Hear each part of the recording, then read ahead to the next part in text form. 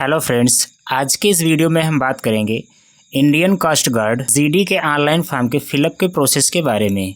तो आज हम लोग देखेंगे स्टेप बाय स्टेप किस प्रकार से हम लोग इंडियन कोस्ट गार्ड का ऑनलाइन फॉर्म फिलअप कर सकते हैं। तो सबसे पहले आपको Indian coast guard apply portal पे आ जाना है। यहाँ आने के बाद आपको कुछ इस प्रकार का इंटरफेस देखने को मिलेगा। अगर आपको डायरेक्ट अप्लाई का लिंक नहीं मिल रहा है तो आपको डिस्क्रिप्शन बॉक्स में प्रोवाइड कर दिया जाएगा, वहाँ से आप डायरेक्ट लिंक प्राप्त कर सकते हैं या फिर आपको कमेंट बॉक्स में पिन कर दिया जाएगा। यहाँ आने के बाद आपको सबसे पहले जो लोग ऑलरेडी रजिस्टर्ड है वो लोग ईमेल आईडी डालेंगे, पासवर्ड डालेंगे, कैप्चा कोड डालेंगे, लॉगिन पर क्लिक कर देंगे। और जो लोग बिल्कुल नए हैं, फ्रेश कैंडिडेट हैं, उनके लिए यहाँ पर लिखा है डोंट हैव एन अकाउंट। इस पर आपको क्रिएट अकाउंट नीचे दिखेगा, यहाँ पर आपको क्लिक करना है। क्रिएट अकाउंट पर आप जैसे ही क्लिक करेंगे आपके सामने ऐसा इंटरफेस आ जाएगा। यहाँ से आपको सबसे पहले अपना नाम फिल करना होगा। जो भी आपका नाम हो यहाँ पर फिल कर देंगे। मैं सैंपल के तौर पर नाम फिल कर रहा हूँ, आपको अपना एक्चुअल नेम फिल करना है जो भी हो। इसके बाद आपको अपने फादर का नेम यहाँ फिल कर देना है और यहाँ अपने मदर का नेम आपको फिल कर देना है। जो भी आपकी माता का नाम और फादर नेम हो, एक्चुअल नेम आप फिल करेंगे। यहाँ से आपको नेशनलिटी सेलेक्ट कर लेना है, इंडियन। जेंडर आप अपना सेलेक्ट कर लेंगे। यहाँ पर केवल मेल कैंडिडेट्स अप्लाई कर सकते हैं। यहाँ पर साफ साफ लिखा है तो फीमेल नहीं अप्लाई कर सकते हैं। Only Indian candidates are allowed, तो आपको इंडियन ही सेलेक्ट करना है और इंडियन लोग ही अप्लाई कर सकते हैं। इसके बाद आपको यहाँ पर अपना एक मेल आईडी दे देना है। जो भी आपका मेल आईडी एक्टिव और वैलिड हो उसी को देंगे। इसके बाद अपनी मेल आईडी यहाँ एक बार और फिर से फिल करेंगे, कंफर्म कर देंगे। इसके बाद आपको 10 डिजिट का मोबाइल नंबर अपना देना है। इसके बाद आप जनरेट OTP पर क्लिक करेंगे। आपके मोबाइल पर एक OTP जाएगा जो SMS के माध्यम से जाएगा, उसको यहाँ पर फिल करेंगे। आप SMS का भी जो आपके मैसेज बॉक्स में आता है उसको भी फिल कर सकते हैं।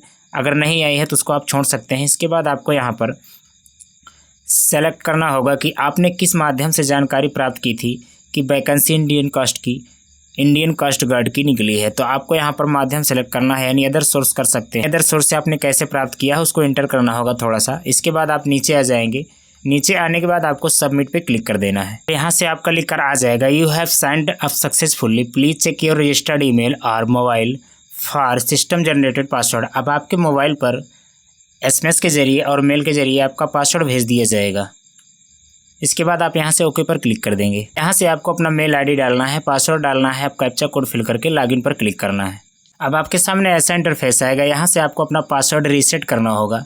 जो आपका पुराना पासवर्ड था यहाँ से एक्सपायर होगा। आपको नया पासवर्ड अपने अनुसार एक बनाना होगा, जिसमें आपको यहाँ पर कुछ गाइडलाइंस दी गई हैं। कुछ इस प्रकार से आपको पासवर्ड बनाना है। पासवर्ड जो होना चाहिए आपका कम से कम 8 कैरेक्टर का होना चाहिए। उसमें आपका एक अपर केस का होना चाहिए, एक लोअर केस का लेटर होना चाहिए, एक नंबर होना चाहिए और कम से कम एक स्पेशल कैरेक्टर होना चाहिए। कुछ इस प्रकार का आपका पासवर्ड होना चाहिए। उसी पासवर्ड को आप यहाँ फिल करेंगे। फिल करके आप कन्फर्म कर देंगे। इसके बाद आपको कैप्चा कोड डालना है। कैप्चा कोड डालने के बाद आपको कंटिन्यू पर क्लिक करना है। आपका पासवर्ड सक्सेसफुली रीसेट हो जाएगा। यहाँ से आपको ओके पर क्लिक करना है। अब आपके सामने इंस्ट्रक्शन खुल के आ जाएंगे। इसको आपको पढ़ना हो तो पढ़ सकते हैं। इसके बाद आपको स्क्रॉल करके नीचे आ जाना है। नीचे आने के बाद आपको नीचे हिंदी में भी लिखा मिलेगा, इसको भी पढ़ना चाहें आप पढ़ सकते हैं। यहाँ पे आपको ब्लू टिक देना है। इसके बाद सबमिट पे आप क्लिक करेंगे। आपका एप्लीकेशन फॉर्म खुल के आपके सामने आ जाएगा। यहाँ से आपका कुछ जो आपने रजिस्ट्रेशन किया था उसकी जानकारी फिल होकर आ जाएगी।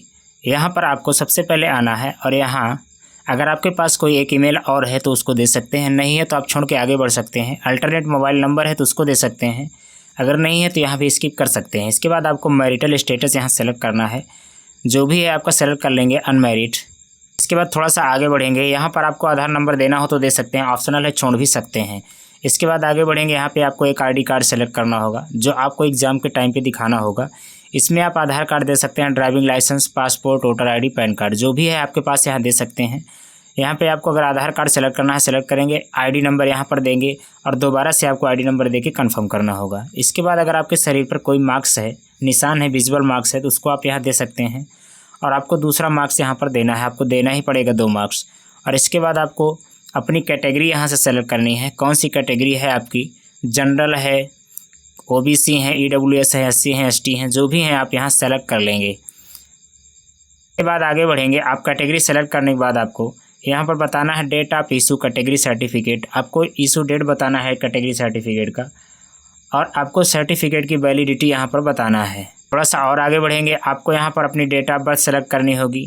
डेट ऑफ बर्थ आप सेलेक्ट करने के लिए यहाँ पर क्लिक करना होगा। यहाँ से आपको अपना ईयर सेलेक्ट कर लेना है, किस ईयर में आपका बर्थ हुआ था यहाँ से सेलेक्ट करेंगे। इसके बाद आपको यहाँ से मंथ सेलेक्ट करना है, फिर आपको डेट सेलेक्ट कर लेना है और इसके बाद आपको proof of date of birth देना होगा। आप हाई स्कूल का मार्कशीट दे सकते हैं या फिर बर्थ सर्टिफिकेट दे सकते हैं, दोनों में कोई एक दे सकते हैं।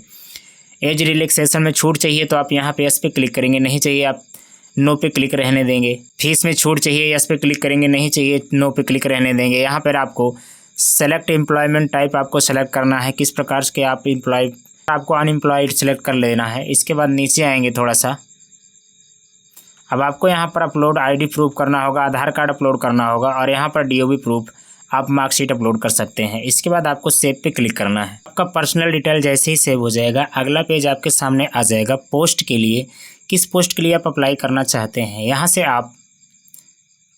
आपके सामने 3 पोस्ट आएंगी, तीनों पोस्ट में आप अप्लाई कर सकते हैं। नाविक डीबी के लिए आपको हाई स्कूल चाहिए, जीडी के लिए आपको 10+2 चाहिए, यांत्रिक के लिए आपके पास मैट्रिकुलेशन के साथ साथ आपके पास डिप्लोमा भी होना चाहिए। तो यहाँ पे हम लोग सबसे पहले जीडी के लिए देखेंगे, इसके बाद अगला फॉर्म हम लोग डीबी के लिए फिल करेंगे। तो जीडी के लिए फिल करने के लिए सबसे पहले हमें यहाँ पर नाविक जीडी पे क्लिक कर देना है, सेव पे क्लिक करना है। यहाँ से पोस्ट सेव सक्सेसफुली हो जाएगा, ओके पर क्लिक करेंगे। अब आपको यहाँ से क्वालिफिकेशन आपकी देनी होगी। जीडी के लिए जो 10th और 12th लगता है, सबसे पहले आपको 10th की क्वालिफिकेशन देना है। यहाँ से did you pass in class 10th, तो आपको यहाँ पर यस पे क्लिक करना है और इसके बाद अपने बोर्ड का नाम देना है, किस बोर्ड से आपने 10th पास किया था यहाँ पे आप सेलेक्ट करेंगे। इसके बाद आपको हाई स्कूल का सर्टिफिकेट नंबर देना है। यहाँ से आपको बताना है कि आपका परसेंटेज सिस्टम था, सीजीपीए था या फिर ग्रेड सिस्टम था, जो भी था। अगर आपका सीजीपीए है तो यहाँ पे क्लिक करेंगे तो आपका यहाँ पर सीजीपीए दिखा देगा। अगर आपका सीजीपीए नहीं था तो आप परसेंटेज पे क्लिक रहने देंगे। इसके बाद आपको बताना है, आपको पासिंग ईयर देना है, किस सन में आपने हाई स्कूल पास किया था और इसके बाद बताना है do you have additional marksheet for 10th।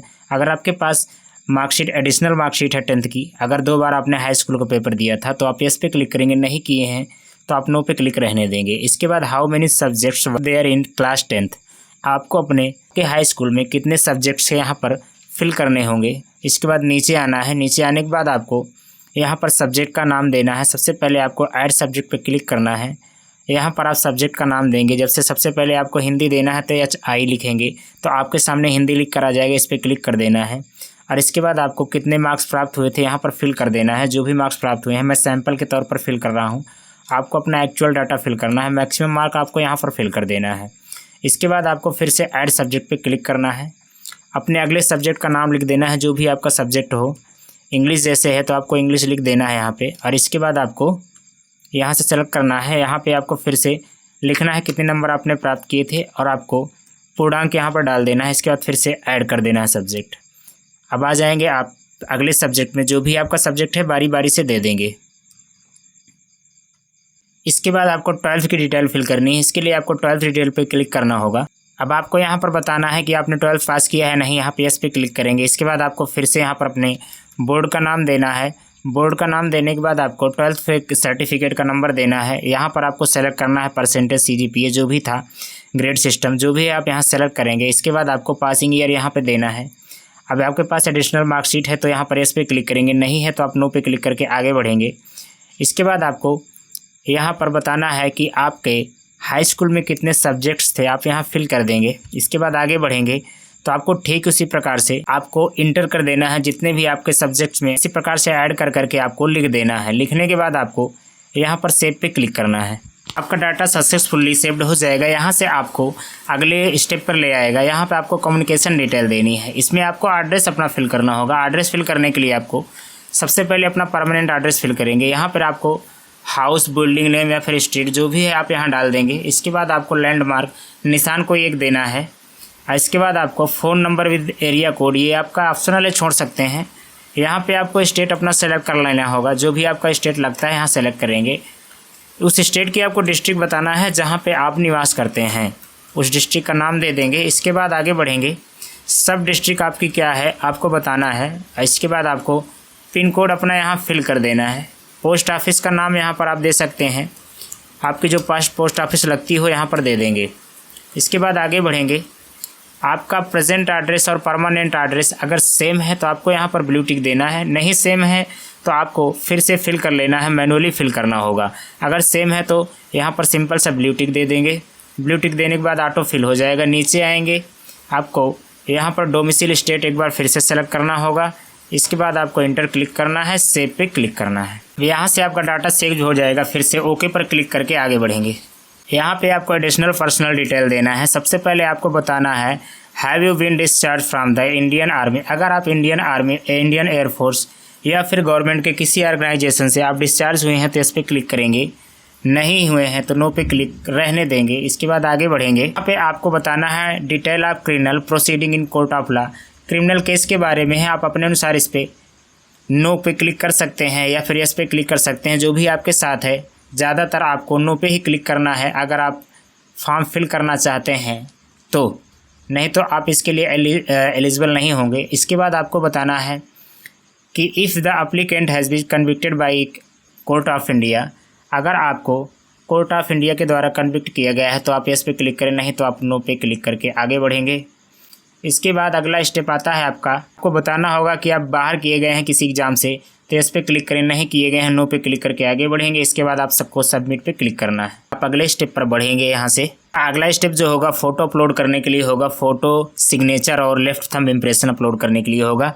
Internet थोड़ा स्लो चल रहा है इसलिए थोड़ा सा स्लो काम हो रहा है।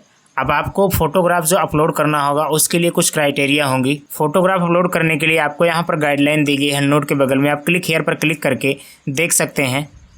यहाँ पर जो आपका एक्चुअल फ़ोटो होना चाहिए कुछ इस प्रकार से होना चाहिए। हाथ में आप स्लेट लिए रहेंगे, इस पर आपका डेट ऑफ फ़ोटो लिखा होना चाहिए और नाम लिखा होना चाहिए। बाकी आपको कलर फ़ोटो नहीं चलेंगे ऐसे वैसे, आपको सिंपल सा फ़ोटो खिंचाना है। इसी प्रकार से आपको फ़ोटो अपलोड करना है। बाकी जो फ़ोटो दिख रही हैं ये नॉट एक्सेप्टेबल हैं, तो आपको फ़ोटो सिंपल सा इस प्रकार से चाहिए, यही एक्सेप्टेबल है। आपको एक स्लेट लेना है ब्लैक, आपको सिंपल सा खड़े होना है, आपका नाम होना चाहिए और डेट ऑफ फ़ोटो यहाँ पर लिखी होनी चाहिए।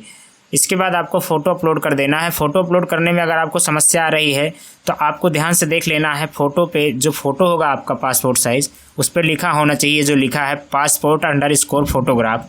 ठीक इसी प्रकार से लिखेंगे तभी आपका अपलोड होगा। इसके बाद आपको सिग्नेचर में जो रेड कलर में दिख रहा है सिग्नेचर, ठीक इसी प्रकार से आपको लिख के सिग्नेचर पे नाम उसी को अपलोड करना है तभी अपलोड होगा। थंब इम्प्रेशन में भी ठीक इसी प्रकार से लिखा होना चाहिए।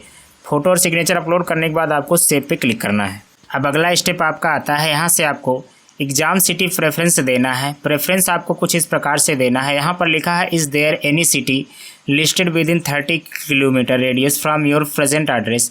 अगर आपके प्रेजेंट एड्रेस से 30 किलोमीटर के रेडियस में कोई सिटी लिस्टेड है, इसमें लिस्टेड है तो आपको यस पे क्लिक करना है, नहीं है तो आप नो पे क्लिक करके आगे बढ़ेंगे। यहाँ से आपको सबसे पहले स्टेट सेलेक्ट करना होगा, किस स्टेट में आप एग्ज़ाम देना चाहते हैं उस स्टेट की आपको यहाँ पर एक सिटी सेलेक्ट करना है जो एग्ज़ाम के लिए लिस्टेड है।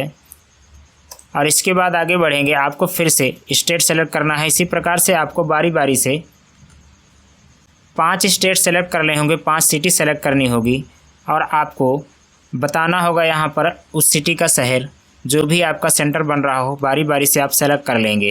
बाद आपको सेव पे क्लिक करना है। अब आपको स्टेज सेकंड के लिए सेलेक्ट करना है, जो स्टेज सेकंड का पेपर होगा उसके लिए एग्ज़ाम सिटी प्रेफरेंस देना है। अब आपको यहाँ पर नॉर्थ जोन दिख रहा है जो, इसकी सिटी सेलेक्ट करना होगा आपको, नोएडा यहाँ सेलेक्ट करेंगे। इसके बाद आपको फिर से सेलेक्ट करना है, अलग अलग आपको सेलेक्ट करना होगा, यहाँ पर आपको जो भी मिले। सेलेक्ट करने के बाद आपको सेव पे यहाँ पर क्लिक करना है। सेव पे क्लिक करने के बाद आपका डाटा फिर से सक्सेसफुली सेव होगा। यहाँ से आपको ओके पर क्लिक करना है। इसके बाद आपके सामने आपका पूरा फॉर्म खुल के आ जाएगा। नीचे आपका डिक्लेरेशन होगा, यहाँ पर आपको सिटी डालना है जहाँ से आप फॉर्म फिल कर रहे हैं। इसके बाद आपको बताना होगा, यहाँ पर डिक्लेरेशन देना होगा बारी बारी से जितने बॉक्स दे रहे हैं सब में डिक्लेरेशन देने के बाद आपको प्रिंट प्रीव्यू पे क्लिक करके आपको चेक कर लेना है। प्रिंट प्रीव्यू पर क्लिक करने के बाद आपको गलत लग रहा हो तो आप एडिट करके सही कर सकते हैं। इसके बाद नीचे आ जाएंगे।